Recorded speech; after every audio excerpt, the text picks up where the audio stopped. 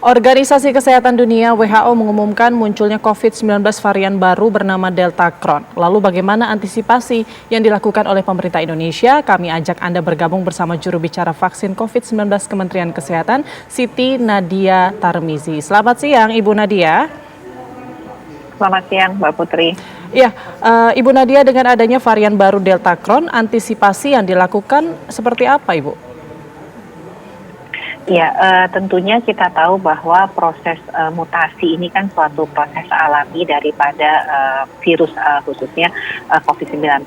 Jadi salah satu mengapa kemudian kita mengatakan bahwa pada saat nanti kasus begitu turun, kita tidak akan bisa menolkan kasus ini karena potensi-potensi terjadinya varian itu masih sangat memungkinkan.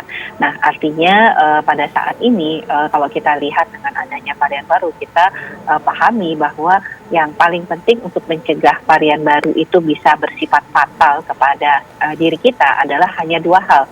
Satu adalah vaksinasi, proteksi pribadi dan proteksi masyarakat yang ditimbulkan dengan banyaknya orang yang divaksin.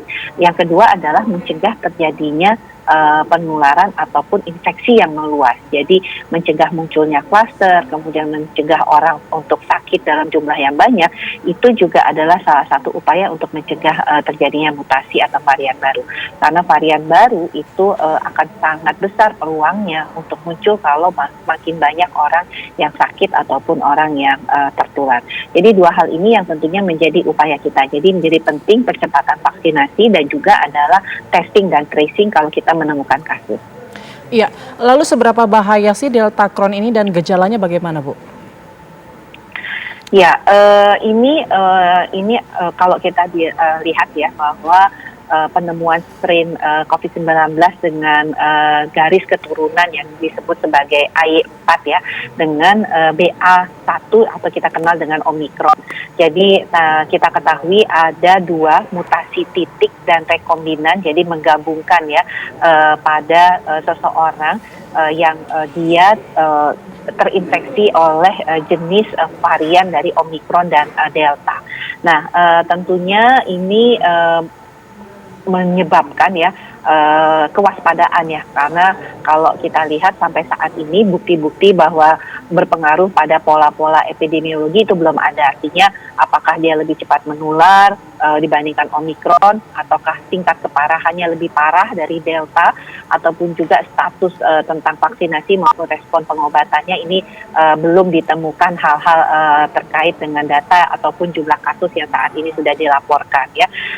Jadi kita melihat bahwa transmisi mutasi itu mungkin terjadi pada saat terjadi penularan di dalam masyarakat. Jadi masih kita lihat ya apakah nanti varian Delta Cron ini berkembang seperti apa, dan WHO sendiri juga belum melabel ya bahwa ini menjadi salah satu varian of concern.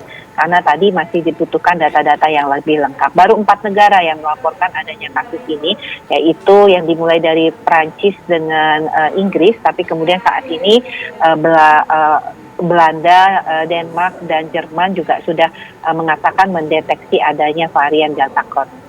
Ya, artinya Indonesia belum terdeteksi ya, Bu, untuk varian Delta Cron masuk.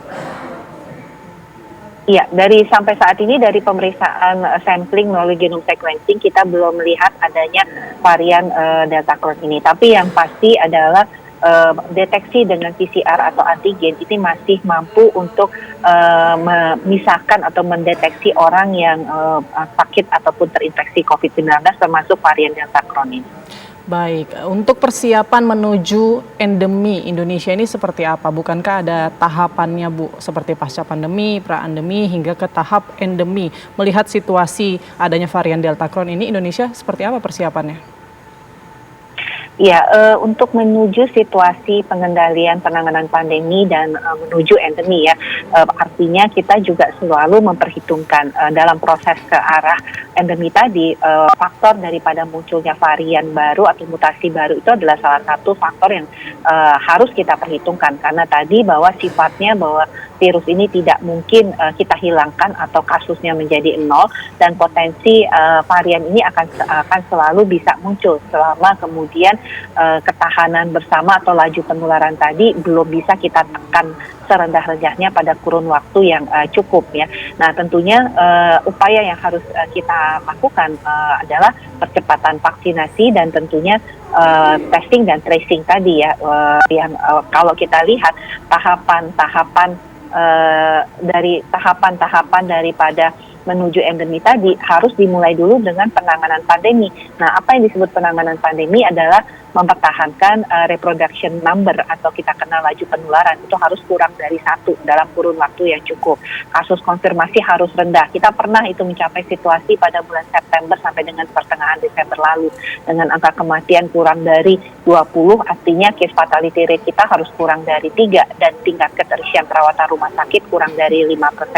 Serta vaksinasi yang minimal 70% dari seluruh populasi. Nah, hal-hal ini harus kita pertahankan dalam waktu cukup atau rentang waktu tertentu ya, apakah itu 6 bulan ya, yang kemudian kita lakukan evaluasi kembali apakah kondisi tersebut sudah kemudian menjadikan suatu kondisi yang artinya kita memasuki situasi pra-endemik ya. Jadi penanganan pandeminya sudah terkendali, deselerasi dari laju penularan itu terjadi, baru kita masuk ke dalam situasi pra-endemik. Baru setelah itu dengan sistem surveillance yang baik, dengan kasus yang rendah terkontrol, bahkan pada daerah-daerah tertentu itu potensi peningkatan kasus itu bisa ditekan serendah mungkin, malah mungkin 0, dan cakupan vaksinasi yang tinggi itu kita baru bisa mengatakan kita berada posisi keadaan endemi.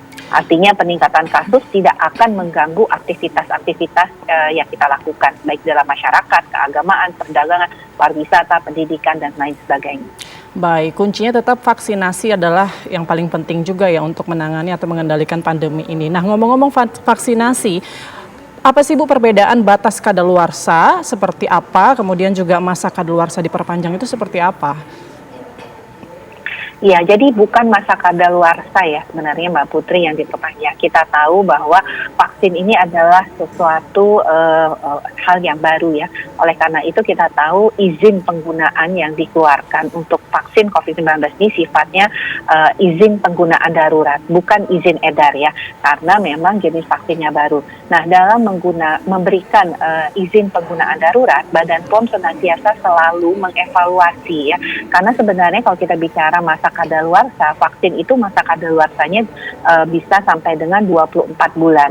Nah, tetapi karena melihat bahwa satu vaksinnya baru, penggunaan secara luas di dalam masyarakat kan baru dimulai di Januari. Artinya untuk dari sisi keamanan, dari sisi tentunya memonitor terus bagaimana manfaat, benefit, risk daripada vaksin tersebut, tentunya Badan POM sebagai otoritas itu terus melakukan evaluasi. Nah, kita memantau dan memonitor ya vaksin-vaksin yang pasti ya akan mengalami habis masa edarnya dari yang diberikan sebagai penggunaan darurat dari Badan POM. Jadi jauh sebelum vaksin itu akan mendekati habis masa edarnya, kita sudah meminta untuk kemudian Badan POM bersama juga dengan ITAGI dan Komnas Obat dan Vaksin untuk melakukan evaluasi apakah masa edar ini bisa ditambah, karena sebenarnya masa kadaluarsanya masih sangat panjang seperti itu.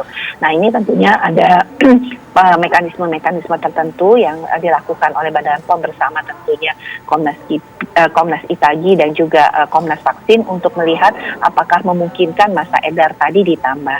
Nah, ini tentunya sebelum jatuh pada tanggal masa edar tersebut, kita sudah mendapatkan informasi jenis-jenis vaksin mana saja, batch mana saja yang memungkinkan untuk masa edarnya ini dievaluasi dan kemudian bisa diperpanjang pada kurun waktu tertentu, sehingga bisa tetap kita gunakan. Jenis vaksinnya apa aja Bu kalau kita boleh tahu? Semua jenis vaksin ya, terutama vaksin yang sifatnya bilateral ya, karena itu juga kita dapatkan walaupun proporsinya berbeda-beda ya Mbak Putri ya, terutama misalnya AstraZeneca ini yang paling banyak, kemudian ada Pfizer, ada juga Johnson & Johnson, ada juga Sinovac. Baik, artinya ini perpanjangan masa edar ya Bu, bukan masa kadaluarsa begitu ya, artinya efikasinya harusnya masih sama ya Bu? Betul, itu adalah suatu hal yang sangat dinilai di awal oleh Badan POM ya. Artinya kalau kita bicara masa expired itu sampai dengan 24 bulan dari produksi vaksin tersebut. Tetapi kemudian masa edar atau masa penggunaannya ini memang diberikan secara terbatas oleh Badan POM karena tadi Badan POM akan mengevaluasi secara terus-menerus dari risk benefit yang didapatkan dari vaksin yang relatif baru ini. Itu yang menjadi catatan. Baik, terima kasih banyak informasinya Ibu Siti Nadia Tarmizi selaku juru bicara vaksin COVID-19 Kementerian Kesehatan. Selamat siang Ibu. Selamat siang Mbak Putri.